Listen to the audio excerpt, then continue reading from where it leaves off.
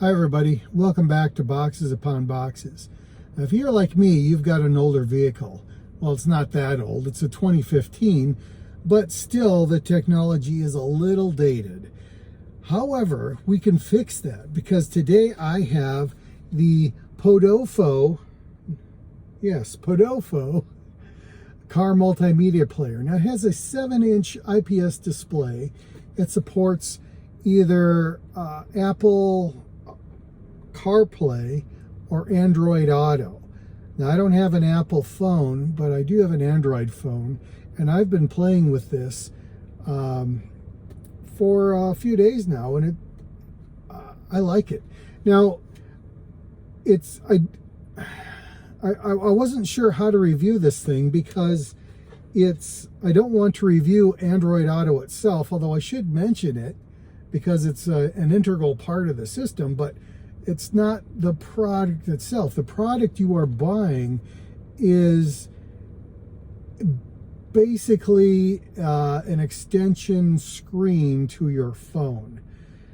I mean, it's not showing you what's on the screen. It's an auxiliary display, and but I like it, and it works really well. And I haven't noticed as I drive around, how the sun will hit your dashboard and obscure things, because I do have a display in the car, and under certain lighting conditions it's harder to read than others. I won't say this display is immune to that, but I also haven't noticed any problems with it. Now this comes with a couple different mounts. The one I'm using right now is a suction cup mount. It's a little disc that you stick to your dashboard, and then there is an arm that has a suction cup on the bottom, and it sticks to the disc. The other option you have is this fixed display. Now with this you'll have not quite the same mobility as the one I'm using. The one I'm using is kind of an articulated arm, and you can pretty much angle it any which way.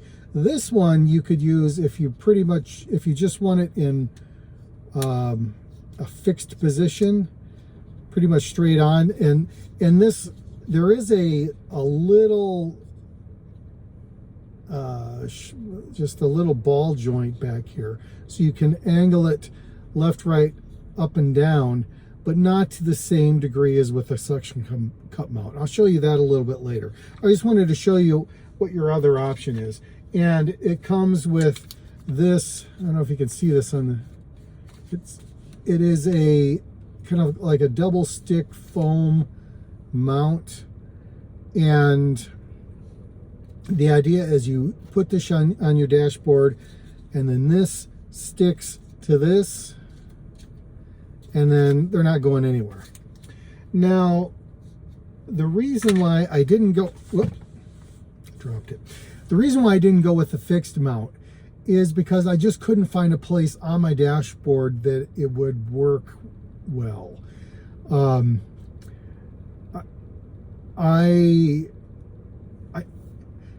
At least in this vehicle, any place I tried to put it with that mount seemed to obscure too much of my field of view, and I didn't like that.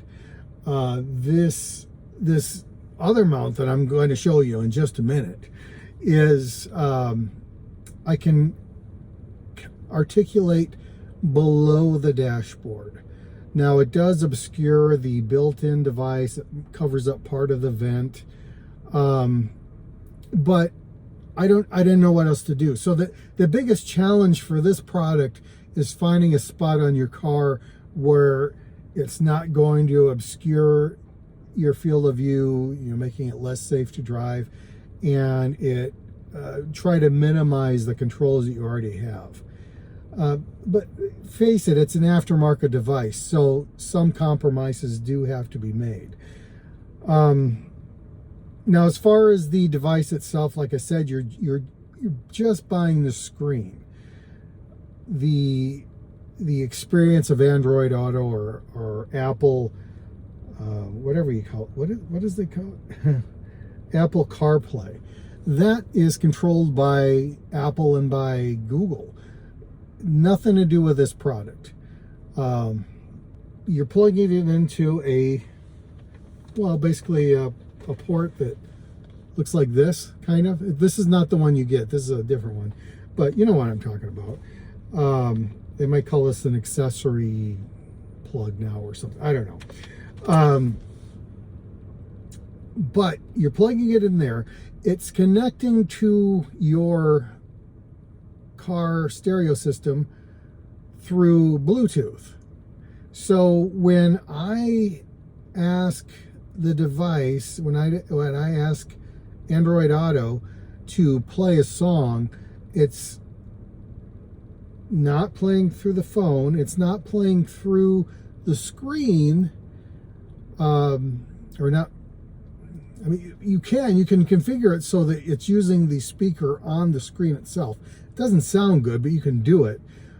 Or it can go through your car entertainment system and you will hear it through there. The experience for Android Auto seems largely dependent on applications that you have installed on your phone. For example, when you ask it to play a song, it will say, you need to install YouTube Music first. And I happen to subscribe to YouTube Music, so that was not a problem. And once I did, every time I ask for a song, it defaults to that service. Now, you can ask it to use other services. For example, I also subscribe to the Amazon Music. So I say play a song through Amazon Music or Spotify or Pandora. You can do it all, and there are probably more that I haven't even tried.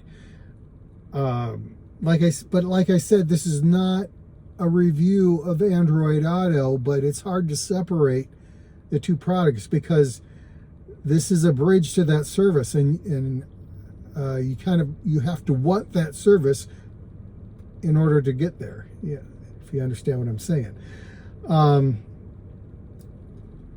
So all I have connected to this device is one wire, and that's the power wire. It will also take an SD card or a TF card, or whatever you want to call it, full of MP3 tracks or whatever format. You can watch videos on the screen, but I haven't tried that.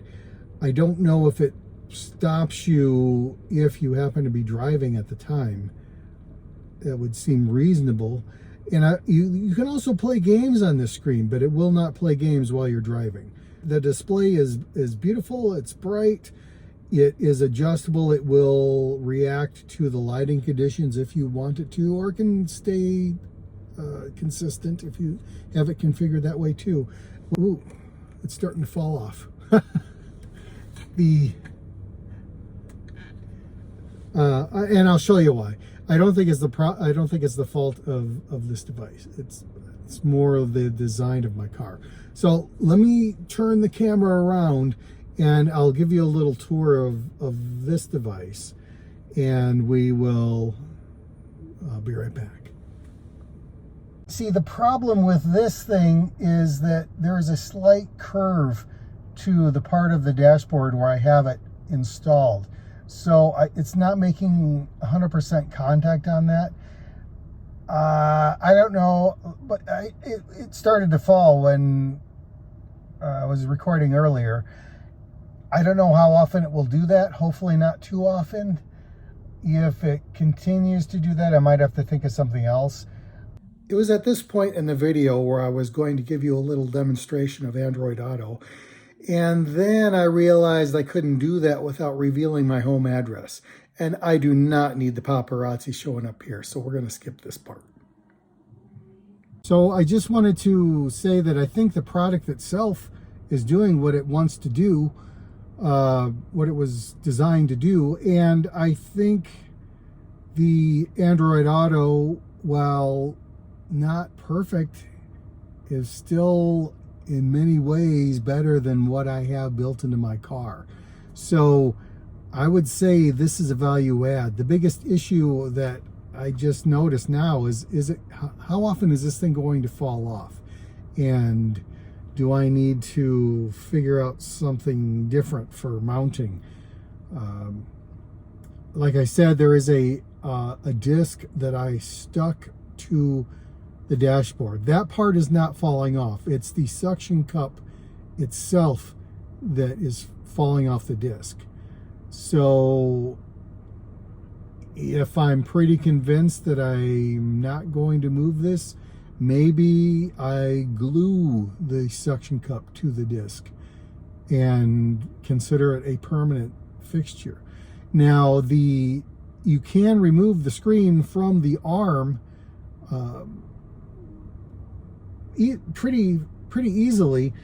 Not like it's going to fall off easily, but it can be done. Demonstrated by the fact that you can switch mounts. So I like this product. I would say that I recommend this product. The only thing that, see, the fault with the product is not necessarily the fault of the product. Like I said, is you need a spot on your car where it makes sense to install. And your car needs to be designed in such a way that it has a flat surface that it won't fall off. So, is it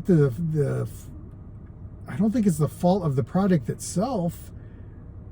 It's just when you're making a product that is designed to be put in any vehicle, they just have to guess what you'll need. And I think it's a fairly decent guess. I'm not sure how they could have done it differently. As they say, your mileage may vary. It's a nifty product, and I think it could work for you. It's got some interesting ideas. If you've got an outdated navigation system like I do. Now there's also going to be an issue if you don't have the right Bluetooth capabilities in your car. If your car is so old that you don't have Bluetooth, then this isn't going to work for you. So you might actually have to have an aftermarket device just to be able to use this aftermarket device. And that doesn't seem like the best solution to me. So I think this product fits into a narrow niche, and I think that my car probably fits pretty well in that niche. Like I said, for certain people, this may be just what you need. For other people, it's not going to work for you at all. So good luck. I hope this helps. We'll see you next time. Bye.